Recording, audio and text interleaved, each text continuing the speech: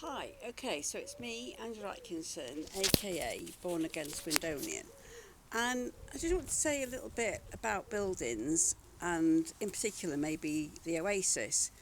Ideally, I would have done this from in front of the Oasis itself, but until I've had my second COVID jab and that's had time to bed in, I'm somewhat restricting where I go, so the back garden it is. Now, while I've been writing the blog, I've taken quite an interest in some of Swindon's buildings. I wouldn't like to say that I was an expert, of course. I'm a non-expert interested party in buildings and in architecture. Though you could say I wrote the book on it, namely this one, Swindon in 50 Buildings, came out last year from Amberley Publishing. Sorry, not last year, the year before. Now, in that book, I didn't put the Oasis in it, not because the Oasis wasn't worthy of going in the book, but because I simply had to make room for things. So I couldn't make space for it.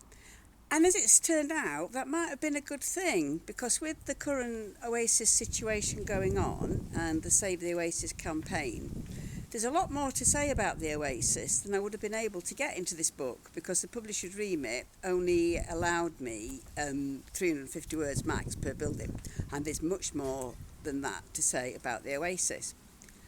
So, yeah, the Oasis. So it turns out then that it's even more significant than we at first thought, and I don't want to go into too much detail about all that here because it's all on my blog, and it's also all over the Save the Oasis Swindon campaign's Facebook page.